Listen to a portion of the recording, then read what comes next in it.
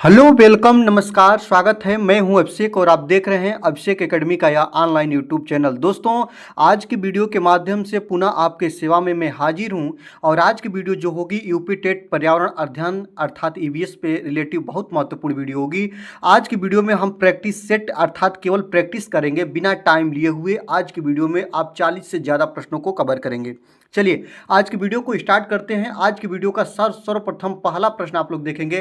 पहला प्रश्न है कि भारत में क्षेत्रफल की दृष्टि से सर्वाधिक वन किस राज्य में पाए जाते हैं, यही बताना है दोस्तों। तो क्षेत्रफल की दृष्टि से बात करेंगे तो क्षेत्रफल की दृष्टि से जो भारत में सबसे ज़्यादा वन पाए जाते हैं वह मध्य प्रदेश राज्य में। कहाँ पे? तो मध्य प्रदेश राज्य में पाए जाते हैं। ऑप्शन नंबर डी आपका बिल्कुल करेक्ट आंसर हो जाएगा। अगर बात करिएगा आप लोग अरुणाचल प्रदेश की, तो सबसे घने वन याद रखेंगे। अगर पूछे कि सबसे घने वन कहाँ पे पाए जाते हैं, तो सबसे घने वन जो पाए जाते हैं वह पाए जाते हैं आपके अरुणाचल प्रदेश में। ठीक है। मिजोरम की बात करिएगा तो प्रतिशत के आधार पर सर्वाधिक वन कहाँ पे पाए जाते हैं, अगर आपसे पूछे तो याद रखेंगे प्रतिशत के आधार पर सबसे ज़्यादा वन, अगर पूछे प्रतिशत के आधार पर सबसे ज़्यादा वन कहाँ पे पाए जाते हैं, तो सबसे ज़्यादा वन मिजोरम में पाए जाते हैं प्रतिशत के आधार पर। और सबसे घने वन की बात बोले तो याद रखिएगा अरुणाचल प्रदेश। और क्षेत्रफल की दृष्टि से सर्वाधिक वन पूछे तो मध्य प्रदेश में सबसे ज़्यादा वन पाए जाते हैं। ऑप्शन नंबर डी आपका बिल्कुल करेक्ट आंसर हो जाएगा। ठीक है। आगे देखते हैं भारत में सबसे कम वन किस राज्य में पाए जाते हैं। अगर आपसे पूछे कि सबसे जो कम वन किस राज्य में पाए जाते हैं, हरियाणा, छत्तीसगढ़, हरियाणा, पंजाब और उत्तर प्रदेश, तो याद रखिएगा सबसे कम वन की बात पूछे तो हरियाणा में, इसके बाद आपका आता है पंजाब। ऑप्शन नंबर बी आपका सही हो जाएगा। अगर हरियाणा है तो हरियाणा को सही करिएगा, अगर हरियाणा नहीं है तो पंजाब के साथ आप लोग जाएंगे। ठीक है। चलिए आगे चलते हैं। विश्व टाइगर दिवस कब मनाया जाता है, बहुत इंपॉर्टेंट है, कई बार ये प्रश्न आपका प्रीवियस ईयर में बना भी है। तो विश्व पर्यावरण दिवस प्रत्येक वर्ष के 29 जुलाई को मनाते हैं। कब मनाते हैं? 29 जुलाई को मनाते हैं। ऑप्शन नंबर ए आपका बिल्कुल करेक्ट आंसर हो जाएगा। यहाँ पे स्लाइड के माध्यम से भी आपको लिए हैं। विश्व टाइगर दिवस 29 जुलाई को, प्रत्येक वर्ष के 29 जुलाई को मनाया जाता है। आगे देखते हैं घर में हानिकारक विकिरण का सबसे बड़ा स्रोत क्या है। याद रखेंगे हीटर, ट्यूब रोशनी, फैन और रंगीन टीवी। आप लोग देखिएगा घर में हानिकारक विकिरण का सबसे बड़ा स्रोत इन चारों में रंगीन टीवी से निकलती है सबसे ज़्यादा जो विकिरण किरणें होती हैं या तरंगे होती हैं। ऑप्शन नंबर डी आपका बिल्कुल करेक्ट आंसर हो जाएगा। आगे देखते हैं फूलों की घाटी अवस्थित है। आपको पता होना चाहिए फूलों की घाटी एक राष्ट्रीय उद्यान का दर्जा इसे मिल चुका है। और फूलों की घाटी कहाँ पे है दोस्तों, तो आपका उत्तराखंड में है। कहाँ पे है दोस्तों, याद रखिएगा उत्तराखंड में फूलों की घाटी है, इस बात को याद रखेंगे। उत्तराखंड से बहुत ज़्यादा प्रश्न बनता है। उत्तराखंड में ही जिम कॉर्बेट नेशनल पार्क है। जिम कॉर्बेट नेशनल पार्क कहाँ है, तो जिम कॉर्बेट नेशनल पार्क आपका उत्तराखंड में है। राजा जी राष्ट्रीय उद्यान कहाँ है, अगर आपसे पूछे तो आप बताइएगा राजा जी राष्ट्रीय उद्यान कहाँ पे है, तो आपका उत्तराखंड में। नंदा देवी, याद रखेंगे नंदा देवी राष्ट्रीय उद्यान कहाँ है, तो ये भी आपका कहाँ पे है दोस्तों, उत्तराखंड में। फूलों की घाटी कहाँ है, तो आपका उत्तराखंड में। ये सब चीजें आप लोग याद रखेंगे, आपके लिए बहुत महत्वपूर्ण होगा। चलिए आगे देखते हैं ग्रीन मफलर किससे संबंधित होगा, तो होता है आपको बता दें ग्रीन मफलर एक प्रवृत्ति होती है या प्रविधि होती है जिसमें आप देख रहे हैं दोस्तों यहाँ पे जो रोड होते हैं ना, जो आपके सड़कें होती है ना, सड़कें दोनों तरफ सड़कें होती हैं और बीच में एक पेड़ लगाने का मुख्य एक रहस्य होता है, इसी को बोलते हैं ग्रीन मफलर।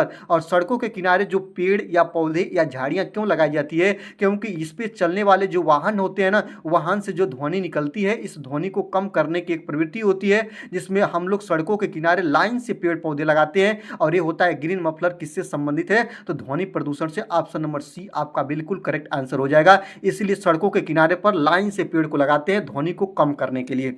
आगे देखते हैं भारतीय गैंडा कहाँ पे संरक्षित है। ये गैंडा है दोस्तों, और भारतीय गैंडा को एक संरक्षण देने वाला एक राष्ट्रीय उद्यान है जो बहुत महत्वपूर्ण है, जिसका नाम है काजीरंगा नेशनल पार्क। और कहाँ पे दोस्तों, तो ये असम में है। कहाँ पे दोस्तों, काजीरंगा नेशनल पार्क कहाँ पे प्यारे, ये आपका असम में है। किसके लिए प्रसिद्ध है, तो एक सिंह के गैंडे के लिए। किसके प्यारे, तो एक सिंह के गैंडे के लिए कौन सा राष्ट्रीय उद्यान प्रसिद्ध है, तो काजीरंगा नेशनल पार्क कहाँ पे है दोस्तों, असम में है। इस बात को याद रखिएगा। ठीक है। आगे आपको यहीं पे मैं बता दूं, बहुत ज़्यादा पूछता है बादीपुर नेशनल पार्क कहाँ पे है, तो याद रखेंगे बादीपुर जो नेशनल पार्क है वह कर्नाटक में है। कहाँ पे है, आप लोग इसको याद रखिएगा, जो बादीपुर नेशनल पार्क है वह कर्नाटक में है। और यहाँ पे Jim Corbett national park, Corbett national park नहीं, जिम कॉर्बेट नेशनल पार्क इसका पूरा नाम है। ये कहाँ पे, अभी आपको बताया भी हूँ कि ये जिम कॉर्बेट नेशनल पार्क आपका उत्तराखंड में है। अगर बात करेंगे गिर नेशनल पार्क की, तो यह गुजरात में है। एशियाई शेरों के लिए प्रसिद्ध है, एशियाई शेरों को संरक्षण देता है। मैं बिना टाइम लिए, मैं नहीं चाहता हूँ कि ज़्यादा ज़्यादा एनालिसिस करूँ, बस आपको आंसर और इसके बाद क्वेश्चन आंसर बताते चल रहे हैं। चलिए, वीडियो अच्छी लग रही है प्यारे, तो आपसे एक मेरा छोटा सा रिक्वेस्ट होता है कि आप वीडियो को जरूर से जरूर लाइक कर लीजिएगा। चैनल पर नए हैं तो चैनल को सब्सक्राइब करिएगा, क्योंकि जब भी आपका एग्जाम खत्म होगा तो मैं उस दिन दिखाऊंगा कि मेरे जो पढ़ाए गए चीज़ों से कितने प्रश्न आपके डायरेक्टली पूछे गए हैं। तो याद रखिएगा, सबसे ज़्यादा प्रश्न फंसेंगे अपने ही चैनल से, तो याद रखेंगे, इसलिए चैनल को सब्सक्राइब करके बेल आइकन को प्रेस करेंगे। और एक आप लोग आशा कोशिश करिएगा कि सारी वीडियो को आप लोग वॉच करिए, ठीक ना, और लास्ट तक वॉच करने का प्रयास करिएगा। चलिए आगे देखते हैं, रेड डाटा बुक किससे संबंधित होता है। अगर आपसे पूछे कोई रेड डाटा बुक, याद रखेंगे रेड डाटा बुक का मतलब होता है ये लाल, रेड का मतलब होता है लाल, और लाल किसका चिन्ह होता है, खतरा का। किसका होता है प्यारे, तो खतरा का होता है। और खतरा किसके लिए है, तो जीवों के लिए। जीवों के लिए खतरा की बात बोले तो इनके लिए एक बुक है जिसको डिनोट किया जाता है रेड डाटा बुक के नाम से। और इसका जो बुक में क्या होता है, तो विलुप्ति के करीब जो जीव जा रहे हैं ना, उनका इनमें विवरण दिया होता है और इनको बचाने के लिए उपाय लाई जाती है। ऑप्शन नंबर ए आपका बिल्कुल सही हो जाएगा। विलुप्ति के करीब जाने वाले जीवों का विवरण किस में रखा जाता है, तो रेड डाटा बुक में रखा जाता है। ऑप्शन नंबर ए आपका बिल्कुल करेक्ट आंसर हो जाएगा। आगे देखते हैं, 16 घास स्थल कहाँ पे पाए जाते हैं। याद रखेंगे 16 घास स्थल कहाँ पाए जाते हैं। प्रीवियस ईयर का प्रश्न है आपका, हिमालय में कि पश्चिमी घाट पे कि पूर्वी घाट पे कि विंध्याचल में। आपको याद रहना चाहिए कि 16 घास स्थल आपके पश्चिमी घाट पे पाए जाते हैं। ऑप्शन नंबर बी आपका बिल्कुल सही आंसर हो जाएगा। आगे देखते हैं, गिर वन्य जीव अभ्यारण्य आपको बता दिया ना कहाँ पे है दोस्तों, गुजरात में। कहाँ पे दोस्तों, याद रखेंगे ये है आपका गुजरात में। और किसके लिए प्रसिद्ध है, तो याद रखेंगे यह जो प्रसिद्ध है वह शेरों के लिए। यह शेर न लिख के एशियाई शेरों का संरक्षण देता है। ऑप्शन नंबर ए आपका बिल्कुल सही हो जाएगा। एशियाई शेरों के संरक्षण के लिए जाना जाता है गिर वन्य जीव अभ्यारण्य, जो कहाँ पे स्थित है प्यारे, तो याद रखेंगे गुजरात में। चलिए आगे देखते हैं कि wild life institute of India कहाँ स्थित है। अगर आपसे पूछे कि जो wild life institute of India कहाँ पे, अहमदाबाद, कोयम्बटूर में, नई दिल्ली में, देहरादून में, तो याद रखेंगे उत्तराखंड के देहरादून में स्थित है। ऑप्शन नंबर डी आपका बिल्कुल सही हो जाएगा। उत्तराखंड के देहरादून में भारतीय वन्यजीव संस्थान wild life institute of India इसे बोलते हैं। ऑप्शन नंबर डी आपका बिल्कुल सही हो जाएगा। इसकी स्थापना कब हुई थी, अगर ये पूछे तो 1982 में। ये भी याद रखिएगा, इसकी स्थापना कब की गई थी, तो 1982 में की गई थी। उत्तराखंड का देहरादून ये स्थित है, याद रखिएगा। आगे देखते हैं, किस वर्णक की उपस्थिति के कारण पौधे हरे होते हैं। अगर आपसे ये पूछे ना कि किस वर्णक की उपस्थिति के कारण पौधे हरे होते हैं ना, तो याद रखेंगे उस वर्णक का नाम क्या है। काफी रटा रटाया प्रश्न है, क्लोरोफिल। क्लोरोफिल के कारण पौधे हरे भरे होते हैं। आपको बता दूं जो क्लोरोफिल क्या होता है, तो क्लोरोफिल एक वर्णक होता है जो पौधों को उनका हरा रंग देता है, प्रकाश संश्लेषण के लिए आवश्यक ऊर्जा को अवशोषित करता है और अवशोषित करके भोजन बनाने में अपनी अहम या अग्रणी भूमिका निभाता है। और याद रखेंगे ये प्रश्न ऐसा भी बनता है ना, बना भी है कि किस वर्णक के कारण पौधे हरे भरे होते हैं, तो क्लोरोफिल के कारण। ऑप्शन नंबर डी आपका बिल्कुल करेक्ट आंसर हो जाएगा, इसको ध्यान रखिएगा।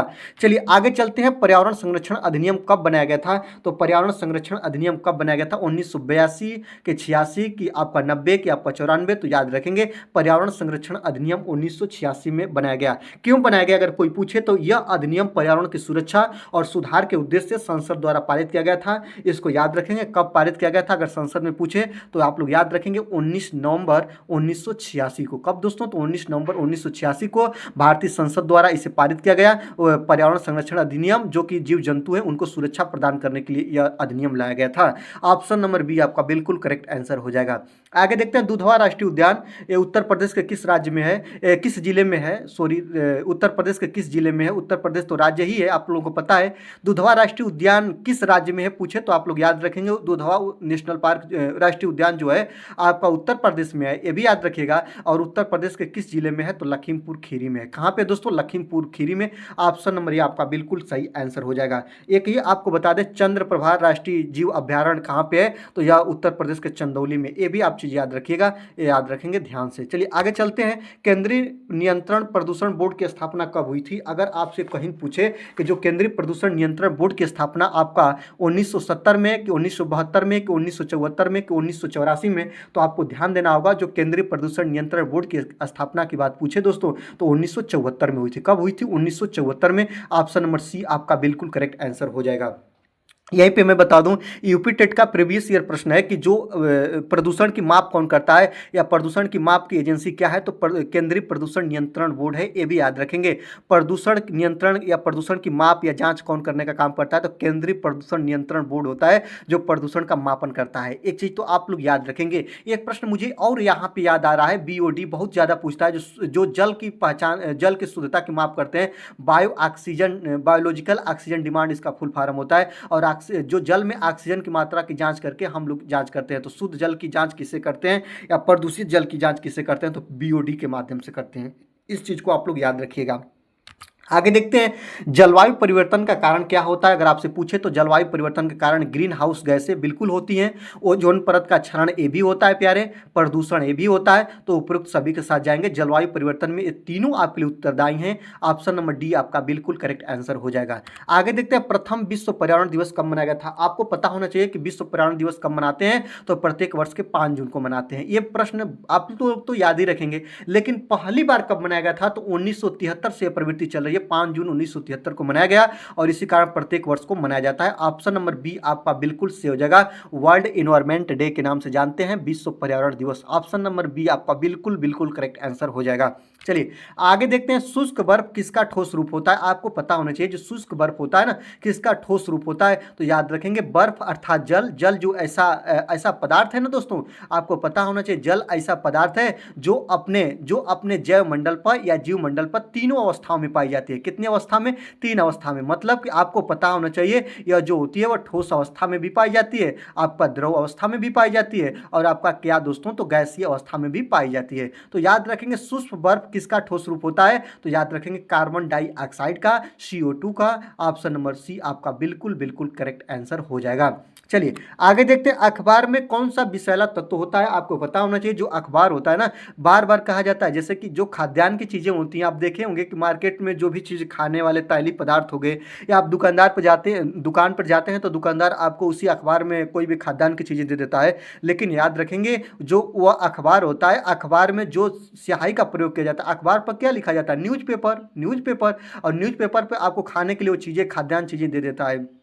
तो जो न्यूज़पेपर होता है ना, न्यूज़पेपर में जो चीज़ें लिखी जाती है उसमें जो स्याही होती है ना, उस स्याही में एक प्रकार का आपका रसायन होता है जो विषैला तत्व होता है ना, यह बहुत आपका लिए खतरनाक होता है। लेड, या इसको क्या बोलते हैं, सीसा बोलते हैं। क्या बोलते हैं दोस्तों, लेड या सीसा का प्रयोग किया जाता है, और जो कि अखबार के स्याही में पाई जाती है। तो अखबार में कौन सा विषैला तत्व हो जाएगा, तो लेड या सीसा हो जाएगा। ऑप्शन नंबर बी आपका बिल्कुल करेक्ट आंसर हो जाएगा।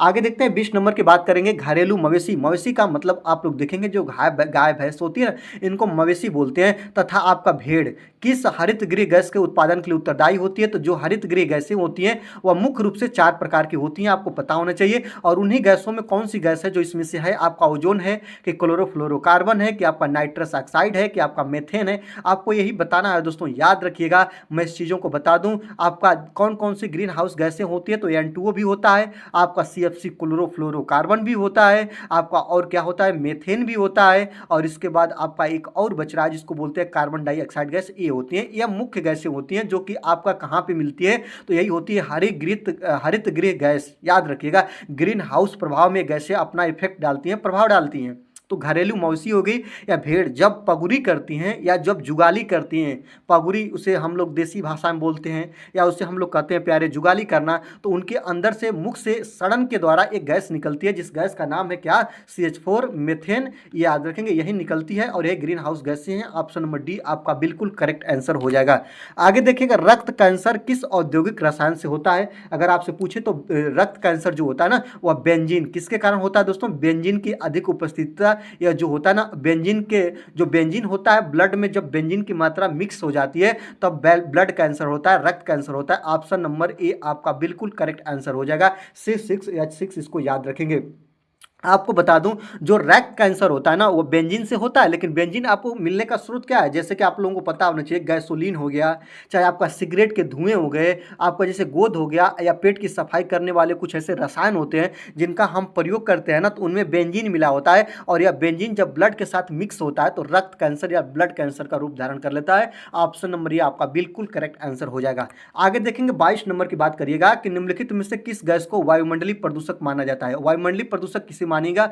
नाइट्रोजन को मानते हैं? बिल्कुल नहीं, नाइट्रोजन तो 78% पाई ही जाती है, तो इसको क्यों मानेंगे? राइट बात नहीं होगा, गलत हो जाएगा। आपका sulphur dioxide, ozone, oxygen. Oxygen तो ये जो आपका वायुमंडल है इसके लिए लाभदायक होती है, ओजोन भी अच्छी होती है। सल्फर डाइऑक्साइड जो होती है ना, SO2 जो होती है ना, यह प्रदूषक का काम करती है। ऑप्शन नंबर सी आपका बिल्कुल करेक्ट आंसर हो जाएगा। अगर आपसे पूछे कि कितने परसेंट ऑक्सीजन पाई जाती है तो 21% या 20.95% याद रखेंगे। अगर नाइट्रोजन की बात पूछे तो 78% या 78.08 या 09% याद रखेंगे। ये वायुमंडल में बहुत ज़्यादा पूछता है। CO2 कार्बन डाइऑक्साइड की बात पूछे 0.34% पाई जाती है। आर्गन ER की बात पूछे तो 0.93% पाई जाती है। ये चीज़ों को आप लोग याद रखिएगा, बहुत ज़्यादा पूछता है, इसलिए मैं इस चीज़ों को बार बार बता रहा हूँ। आगे देखते हैं, पौधों को वायुमंडली का शुद्धिकारक कहा जाता है क्योंकि इसमें होती है, तो पौधों में क्या होता है? श्वसन की क्रिया होती है, श्वसन की क्रिया होती है, इसलिए इसे आप लोग शुद्धिकारक बोलेंगे।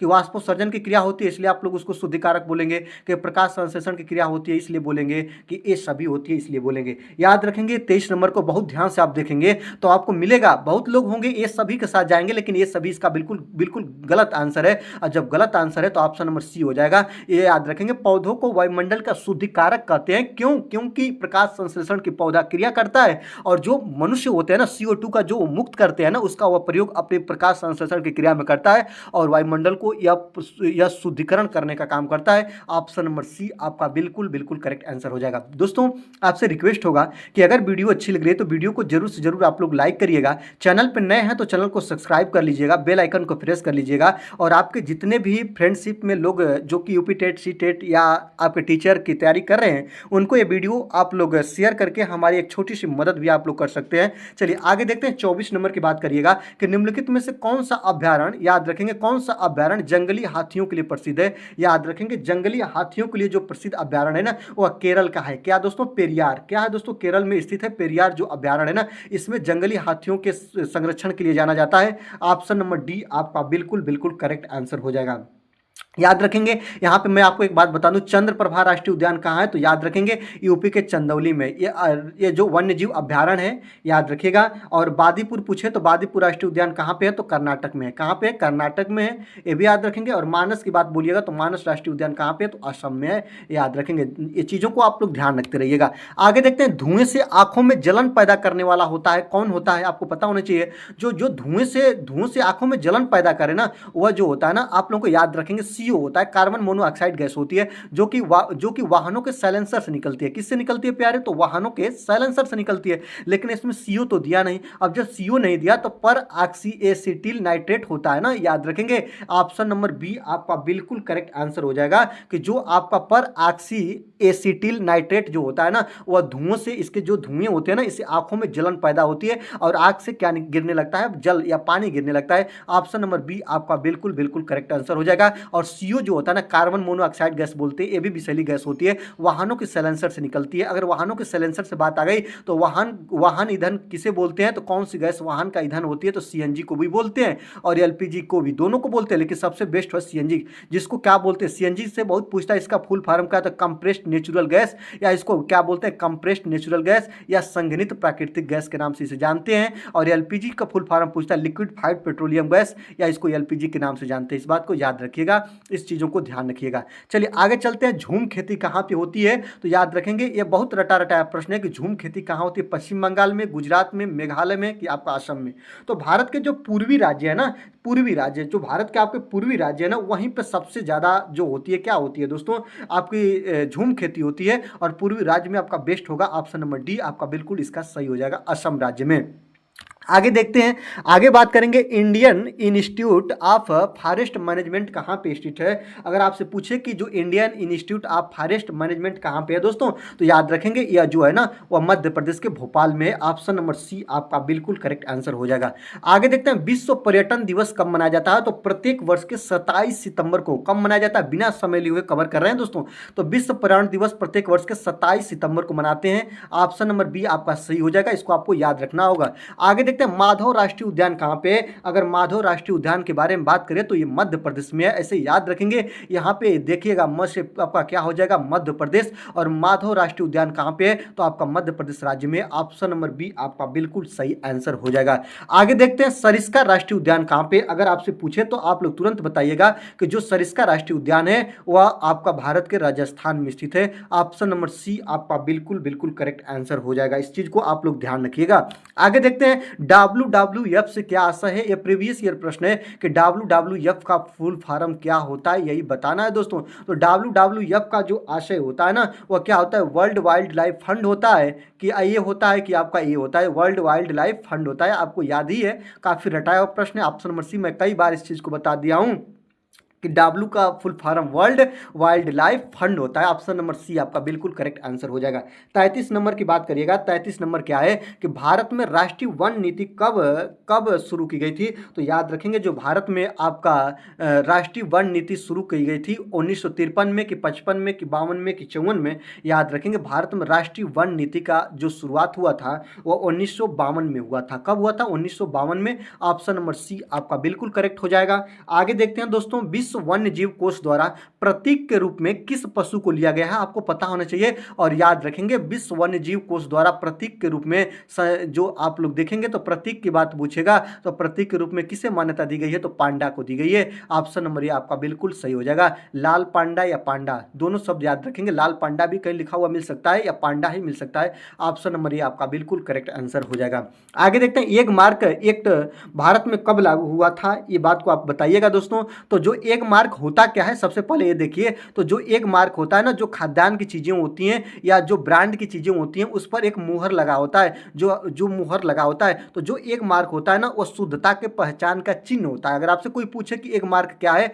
तो एक मार्क जो होता है ना वो शुद्धता का पहचान का चिन्ह होता है या शुद्धता का चिन्ह होता है। शुद्धता के पहचान का चिन्ह होता है, यहाँ पे लिख भी दे रहे हैं। शुद्धता के पहचान का एक चिन्ह होता है जिसे हम लोग एक मार्क बोलते हैं। और इसका भारत में कब लागू हुआ था ये बात पूछे तो 1937 में। कब हुआ दोस्तों, तो याद रखेंगे 1937 में। ऑप्शन नंबर ये आपका बिल्कुल करेक्ट आंसर हो जाएगा। आगे देखेंगे आपका पारिस्थितिकी विज्ञान केंद्र कहाँ पे है, तो याद रखेंगे पारिस्थितिकी विज्ञान केंद्र जो है दोस्तों वह कर्नाटक के कहाँ पे, बेंगलुरु में है। कहाँ पे है दोस्तों, कर्नाटक के बेंगलुरु में। ऑप्शन नंबर सी आपका बिल्कुल करेक्ट आंसर हो जाएगा। आगे देखते हैं भारतीय वन सर्वेक्षण विभाग की स्थापना कब हुई थी। अगर आपसे पूछे कि भारतीय वन सर्वेक्षण विभाग की स्थापना के बारे में बात करें तो 1981 में हुई थी। कब हुई थी, 1981 में। ऑप्शन नंबर बी आपका बिल्कुल करेक्ट आंसर हो जाएगा। आगे देखते हैं भूमिगत जल को दूषित करने वाले अजैविक प्रदूषक कौन है। याद रखेंगे यहाँ पे अजैविक का बात पूछा दोस्तों, तो आप लोग किसको बताइएगा। अजैविक को ढूंढना होगा, मतलब जिसमें जीवन ना पाया जाता। तो शैवाल जो जैविक का एग्जाम्पल है, विषाणु जैविक का एग्जाम्पल है, बैक्टीरिया जैविक का एग्जाम्पल है, जो आर्सेनिक होता है ना यह अजैविक का उदाहरण है। इसलिए ऑप्शन नंबर सी आपका बिल्कुल करेक्ट आंसर हो जाएगा। आगे देखते हैं ओजोन परत वायुमंडल के किस परत में स्थित है, आपको पता होना चाहिए। जो ओजोन परत होती है ना, सूर्य की प्रकाश किरणों को पृथ्वी पर आने से रोकती है, जिसको हम लोग यूवी के नाम से जानते हैं। इसको रोकती है। ओजोन परत को O3 से दर्शाते हैं, जो कि एक लेयर होती है। क्या होती है दोस्तों, लेयर होती है, या इसको हम लोग परत बोलते हैं। और जो आपके पृथ्वी पर वायुमंडल में कितनी दोस्तों 5 परतें हैं, उसी 5 परतों में एक परत है जिसका नाम है दोस्तों समताप मंडल। और समताप मंडल का यह हिस्सा है, किसका है प्यारे, तो आप लोगों को पता होना चाहिए समताप मंडल का हिस्सा है। और याद रखेंगे इसका तब सही क्या होगा, ऑप्शन नंबर बी आपका सही हो जाएगा। ओजोन परत वायुमंडल के किस परत में स्थित है, तो समताप मंडल में है। और ओजोन दिवस कब मनाया जाता है, बहुत ज्यादा पूछता है। तो ओजोन दिवस प्रत्येक वर्ष के 16 सितंबर को मनाते हैं, याद रखेंगे। आगे आपको मध्य मंडल की बात पूछे तो सबसे ठंडी परत कौन सी है, तो ठंडी परत के नाम से हम जानते हैं मध्य मंडल को। क्षोभ मंडल जो होती है पृथ्वी के सबसे पास या पृथ्वी की सबसे निचली परत को, वायुमंडल की सबसे निचली परत को या पृथ्वी के सबसे पास वाली परत को क्षोभ मंडल बोलते हैं। और मौसमी घटनाएं यहीं पे घटित होती हैं, ये भी चीज़ों को आप याद रखेंगे, मौसमी घटनाएं। आयन मंडल की बात पूछे तो रेडियो तरंगे कहाँ पे चलती हैं, तो रेडियो तरंगे जो चलती हैं वो आयन मंडल में चलती हैं। बिना समय लिए हुए हम आगे बढ़ रहे हैं। आगे देखिएगा 39 नंबर की बात करेंगे। निम्नलिखित वायु प्रदूषकों में से कौन रक्त धारा को दुष्प्रभावित कर मौत उत्पन्न कर सकता है, यही बताना है दोस्तों। तो कौन ऐसा वायु प्रदूषक है जो कि ब्लड के साथ मिलके और जो रक्त के जो संचार है उसको रोक के मौत जैसी घटना को घटित करने का काम कर देती है, इसी को आपको बताना है। और वह क्या है दोस्तों, दोस्तों, आपका यहाँ पे देखेंगे एस्बेस्टास धूल है, कि आपका कैडमियम है, कि आपका लेड है, कि कार्बन मोनोऑक्साइड। आपको पता है कार्बन मोनोऑक्साइड काफ़ी विषैली गैस होती है जो कि वाहन के साइलेंसर से निकलती है। मैंने बता दिया कि जो यह होती है ना, वाहन के साइलेंसर से निकलती है, वायुमंडल में बहुत ज़्यादा जब फैल जाती है ना, तो जब इसको आप सांस के माध्यम से, नाक के माध्यम से जब आप इसको अंदर लेते हैं तो ब्लड के साथ जब मिक्सचर करता है तो ब्लड के सर्कुलेशन को रोकता है, ब्लड प्रवाह को रोकता है, याद रखेंगे, और ब्लड प्रवाह को रोक देता है। इसके कारण व्यक्ति की मौत भी हो सकती है। ऑप्शन नंबर डी आपका बिल्कुल बिल्कुल करेक्ट आंसर हो जाएगा। यह बहुत बहुत दोस्तों याद रखेंगे, बहुत विषैली गैस है, इसको ध्यान रखिएगा। आगे देखेंगे 40 नंबर की बात करेंगे कि आपका निम्नलिखित में से कौन सा वायु प्रदूषण का एक जैव सूचक है। जैव सूचक के बारे में बताना है दोस्तों, याद रखेंगे। तो कौन आपका जैव सूचक है? फर्न है, कि आपका मनी प्लांट है, कि आपका लाइकेन है, कि अमरबेल है? याद रखेंगे लाइकेन। आपको बिल्कुल, ये तो बहुत रटा रटाया प्रश्न है। ऑप्शन नंबर सी आपका बिल्कुल सही हो जाएगा। लाइकेन जो होता है ना, वायु प्रदूषण का एक जैव सूचक होता है, याद रखेंगे। यह सूचक, सूचक का मतलब होता है ना दोस्तों, प्रदूषण की सूचना देने वाला। सूचक का मतलब क्या होता है? सूचना देने वाला। जैसे आप लोग जानते हो ना कि अम्ल या क्षार सूचक जो होते हैं ना, अम्ल या क्षार जो होता है ना, उसके भी सूचक जो होते हैं ना, वह लाइकेन में उसका भी हम लोग प्रयोग करते हैं। तो याद रखेंगे जो लाइकेन होता है ना, वो सूचक का काम करता है। याद रखेंगे ऑप्शन नंबर सी आपका बिल्कुल बिल्कुल करेक्ट आंसर हो जाएगा।